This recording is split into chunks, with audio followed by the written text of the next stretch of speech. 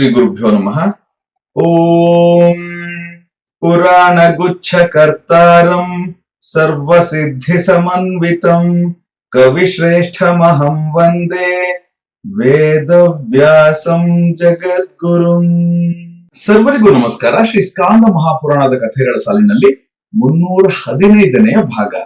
ಬ್ರಹ್ಮ ವಿಷ್ಣು ಇಬ್ಬರಿಗೂ ಪರಶಿವನು ನನ್ನಲ್ಲಿಯೇ ನೆಟ್ಟ ಮನಸ್ಸುಳ್ಳವರಾಗಿ ಭಕ್ತಿಯಿಂದ ನೀವು ಮಾಡಿದ ಸ್ತೋತ್ರದಿಂದ ಸಂತೋಷಗೊಂಡಿರುವನು. ನೀವಿಬ್ಬರೂ ಸೃಷ್ಟಿ ಮತ್ತು ಪಾಲನೆಯಲ್ಲಿ ನಿಯುಕ್ತರಾಗಿರಿ. ನಿಮ್ಮ ಅಭೀಷ್ಟಗಳನ್ನು ಈಡೇರಿಸಲೆಂದೇ ಬಂದಿದ್ದೇನೆ. ಇಚ್ಛಿತ ವರಗಳನ್ನು ಕೇಳಿರಿ ಹೀಗೆಂದು ಹೇಳಿದನು. ಬ್ರಹ್ಮನು ಶಾಶ್ವತವೂ ವರಪ್ರದಾತವೂ ತೇಜೋಮಯವೂ ಯೋಗಿಗಳ ಧ್ಯಾನಕ್ಕೆ ನಿರಂಜನವೂ ಆದ ಮಹಾದೇವನ ಈ ರೂಪಕ್ಕೆ ನಮಸ್ಕರಿಸುತ್ತೇನೆ. ನಿನ್ನ ತೇಜಸ್ಸಿನ ಜ್ವಾಲೆಗಳಿಂದ ಸಮಸ್ತ ಭೂಮಿಯು ತಪಿಸುತ್ತಿರುವುದರಿಂದ ನಿನ್ನ ಈ ತೇಜೋ ರೂಪವನ್ನು ಉಪಸಂಹಾರ ಮಾಡಿ ಅರುಣಾಚಲ ಎಂಬ ಹೆಸರಿನಿಂದ ಲಿಂಗ ರೂಪವನ್ನು ಧರಿಸಿ ಸ್ಥಾವರದಲ್ಲಿ ನೆಲೆಸು.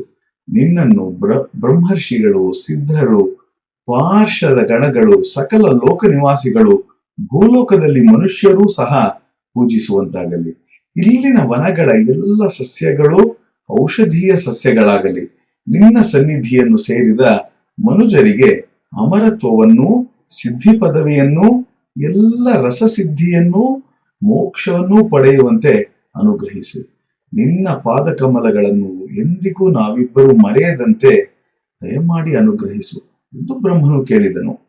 ಹಾಗೆಯೇ ಆಗಲಿ, ನಾನು ಲಿಂಗ ರೂಪದಲ್ಲಿ ಶಾಶ್ವತವಾಗಿ ಇಲ್ಲಿ ನೆಲೆಸಿರುತ್ತೇನೆ ಹೀಗೆಂದು ಪರಶಿವನು ವರವನ್ನು ಇತ್ತು ಅರುಣಾಚಲೇಶ್ವರ ಎಂಬ ಹೆಸರಿನಲ್ಲಿ ಲಿಂಗ ರೂಪವನ್ನು ತಾಳಿದನು. ಬಳಿಕ ಮಹಾವಿಷ್ಣುವಿಗೂ ಅದೇ ರೀತಿಯಾದ ವರವನ್ನು ಕೊಟ್ಟನು. ಈಗಲೂ ಕೂಡ ಆ ಜ್ಯೋತಿರ್ಲಿಂಗವೇ ಜಗತ್ಕಾರಣಭೂತವಾಗಿ ಅರುಣಾದ್ರಿ ಎಂಬ ಹೆಸರಿನಲ್ಲಿ ಖ್ಯಾತಿ ಪಡೆದು ಭೂಲೋಕದಲ್ಲಿ ಕಂಗೊಳಿಸುತ್ತಿದೆ. ಪ್ರಳಯ ಕಾಲದಲ್ಲಿ ಸಪ್ತ ಸಮುದ್ರಗಳು ಕ್ಷೋಭೆಯನ್ನು ಹೊಂದಿ ಭೂಪ್ರದೇಶವನ್ನೆಲ್ಲ ಆವರಿಸಿದರೂ ಅರುಣಾಚಲ ಕ್ಷೇತ್ರ ಮಾತ್ರ ಯಥಾಸ್ಥಿತಿಯಲ್ಲಿಯೇ ಇರುತ್ತದೆ. ಪ್ರಳಯ ಕಾಲದಲ್ಲಿ ಪುಷ್ಕರ, ಬಲಾಹಕಾದಿ ಮಹಾಮೇಘಗಳು ತ್ರಿಭುವನಗಳನ್ನು ಮುಳುಗಿಸಿ ಈ ಬೆಟ್ಟದ ತಪ್ಪಲಿನಲ್ಲಿ ಆಶ್ರಯ ಪಡೆಯುವವು. ಅರುಣಾಚಲದ ಗುಹೆಗಳಲ್ಲಿ ತಪೋನಿಷ್ಠರು, ಜಟಾಧಾರಿಗಳು, ತೇಜೋವಂತರೂ ಆದ ಅನೇಕ ಋಷಿ ಮುನಿಗಳು ಪಂಚಾಕ್ಷರ ಮಹಾಮಂತ್ರವನ್ನು ಜಪಿಸುತ್ತಾ ತಪೋಮಗ್ನರಾಗಿರುವರು.